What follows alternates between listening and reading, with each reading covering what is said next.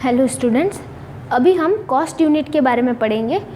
Cost accounting में हम अलग अलग तरह के प्रोडक्ट का क्या करेंगे, प्रोडक्शन करेंगे और उनकी टोटल कॉस्ट का कैलकुलेशन करेंगे। ठीक है, तो टोटल कॉस्ट का कैलकुलेशन करने के बाद हम उस टोटल कॉस्ट को किसी न किसी यूनिट में क्या करना पड़ेगा, मेज़रमेंट करना पड़ेगा। क्योंकि अगर हम सपोजिवली हम शुगर बना रहे हैं तो शुगर को हमको किलोग्राम में रिप्रेजेंट करना पड़ेगा। तो इसी तरह हम अलग अलग तरह की प्रोडक्ट बना रहे हैं, अलग अलग तरह की सर्विसेज वगैरह दे रहे हैं, तो हमें इनको किसी न किसी यूनिट के अंदर मेजरमेंट करना होगा। ठीक है, तो अभी हम कॉस्ट यूनिट के बारे में देखते हैं कि हमारे कॉस्ट की कितनी यूनिट्स हो सकती है। ठीक है, तो सबसे पहले हम इसका डेफिनेशन देख लेते हैं कि कॉस्ट यूनिट का मतलब क्या होता है।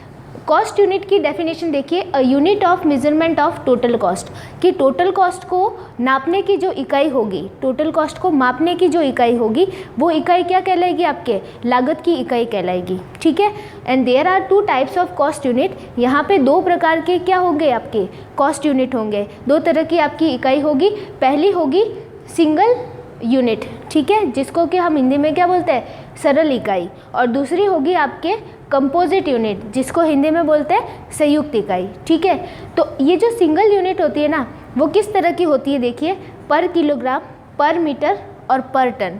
अब ये सिंगल है क्योंकि इसमें सिर्फ क्या है, किलोग्राम है, इसमें सिर्फ मीटर है और इसमें सिर्फ टन है।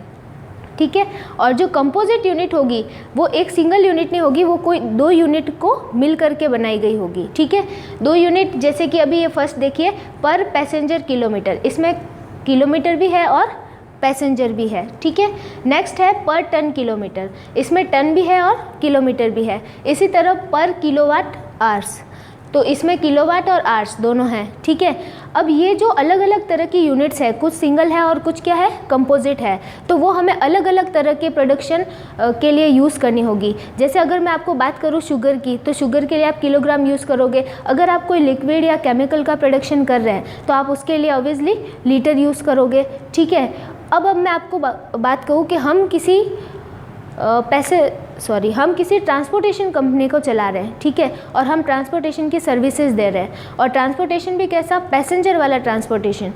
तो पैसेंजर वाले ट्रांसपोर्टेशन में हम कौन सी यूनिट यूज़ करेंगे, पर पैसेंजर किलोमीटर। ठीक है, तो वहाँ पे कंपोजिट यूनिट यूज़ होगी। ओके, और अगर मैं आपको बात करूँ कि हम ट्रांसपोर्टेशन यूज़ कर रहे हैं लेकिन हम गुड कैरियर वाला काम कर रहे हैं, हम गुड्स को ट्रांसपोर्ट कर रहे हैं, तो हमें कौन सी यूनिट को यूज़ करना पड़ेगा, पर टन किलोमीटर। ठीक है, तो अभी बहुत सारी यूनिट हमारे पास है, हम आगे और बहुत सारे यूनिट के बारे में पढ़ेंगे जो अलग अलग तरह के प्रोडक्शन के लिए यूज़ की जाएगी।